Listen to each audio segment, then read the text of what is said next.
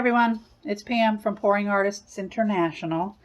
I'm going to try today, it's a Saturday, I feel like doing a little painting today, so I'm going to try my hand at the quote-unquote bloom technique. I have no clue for the most part what I'm doing, but I can bluff it. I'm going to see how this works. I'm actually going to try using Rick's Mix ready to use paint. I'm not sure how this might work because this already has the pouring medium in it, but when you're doing a bloom you also add a pouring medium. So I'm just going to try it just to see how it works. We'll see how it goes. I've only done one bloom many months ago and it was okay.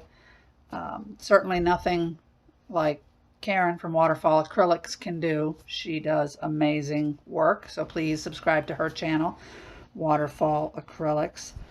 So I used, like I said, I'm using Rick's Mix by Counterculture DIY, and I used the lapis blue and the cherry blossom red. I mixed the two of those together to get this beautiful purple. Now when I'm adding the pouring medium for the blooms, which I have here in my little container, it already has some house paint in it. So I knew it was going to lighten up the colors, which was fine. It's exactly what I wanted, was this beautiful purple.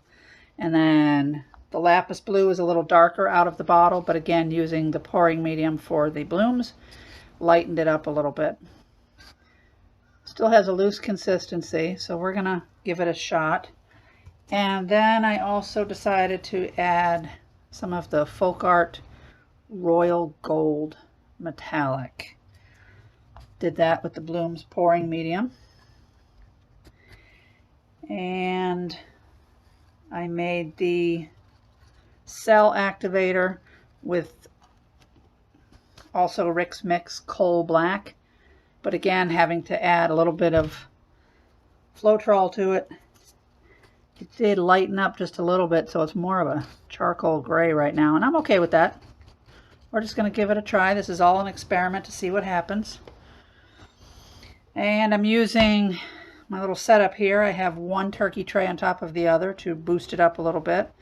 And then I have this wire rack found at the thrift store on top of this $5 Lazy Susan, which has a great spin to it. And then again, found at the thrift store was a little microwave elevation thing, but I'm using that here to bring it up because I have a round canvas. Nice and stacked. We'll put that there. Now I'm going to put my pillow paint down in the middle. Stir that up a little bit. This is already pre-mixed from months ago. Still looks good. Alright, like I said, I really don't know what I'm doing yet, so this is all going to be an experiment.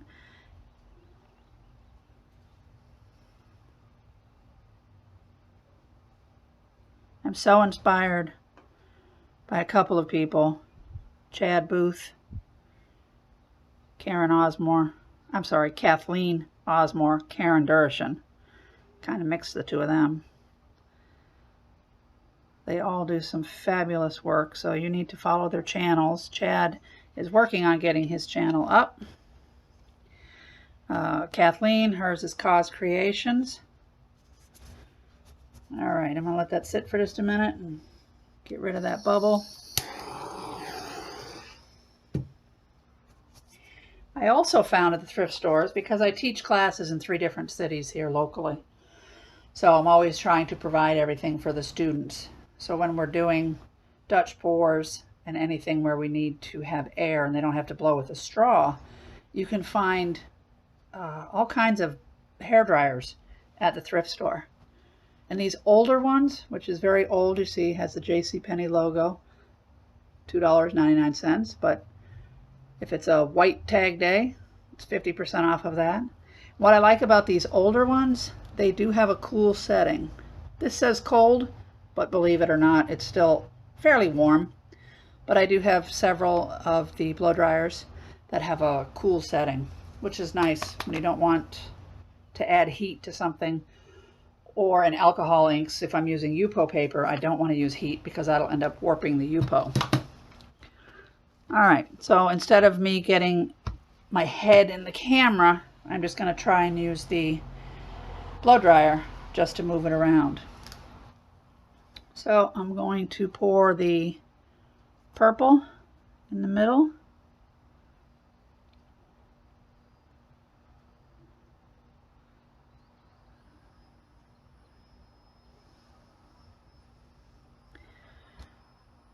And then I think I will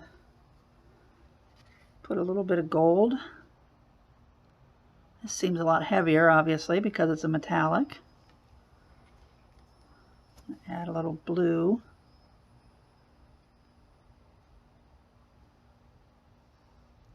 Now my bubble level said it was all level, but I see it's still floating down where I don't want it to go. Let's move it up to that end a little bit.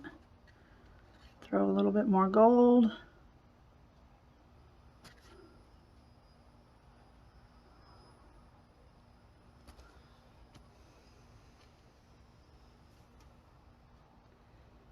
Try and get that back to the middle.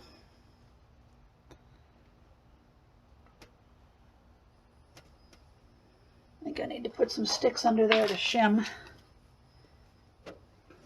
Get it up a little ways. Now I'll put the black, or should I say gray, in the middle. This is the cell activator.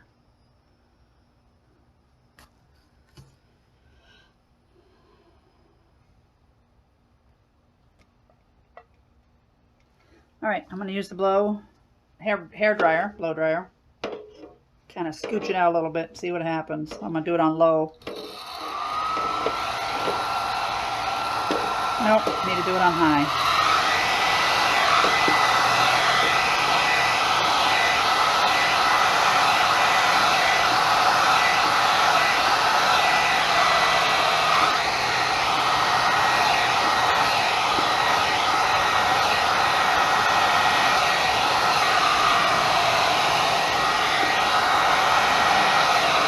Whoops. Didn't realize how low I was getting there.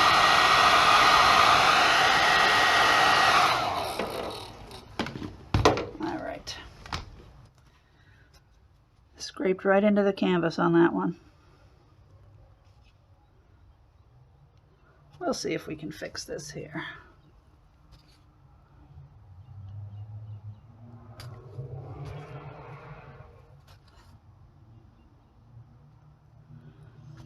All right, I am going to blow it just a little bit. Pardon my head.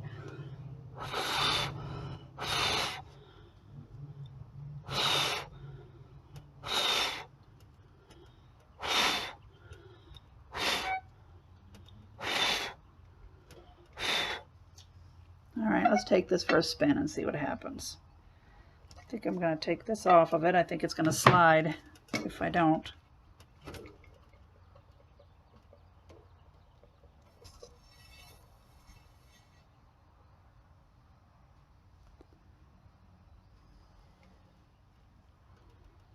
Little bare spot there.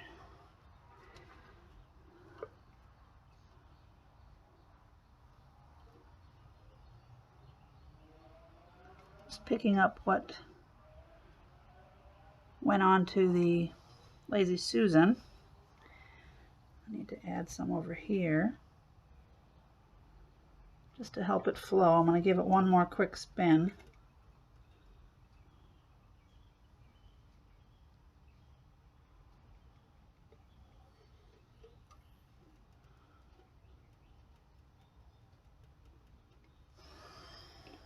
All right, let's see what happens here.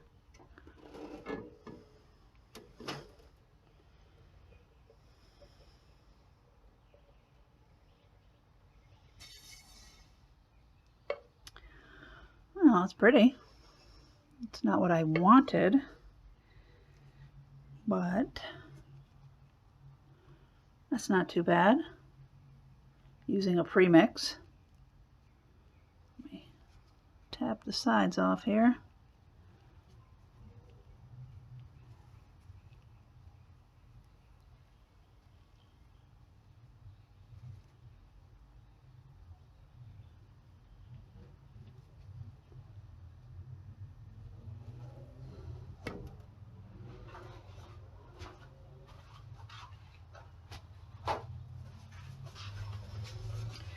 Well, I should say it's not too bad for a premix, and me really not knowing what I'm doing yet with this technique.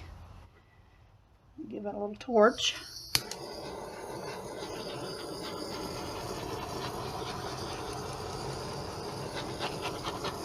It's actually quite pretty. Be curious to see how that gold metallic dries. Let me bring you in closer here. Got some nice cells.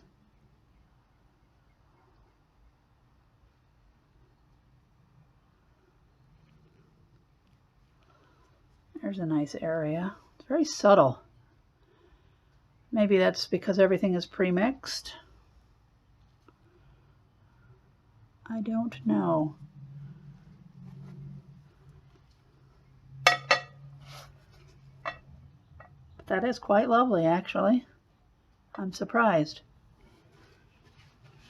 Well, let me know your thoughts. I would love to hear your comments, see your comments, and I'll try another one. We'll be back soon.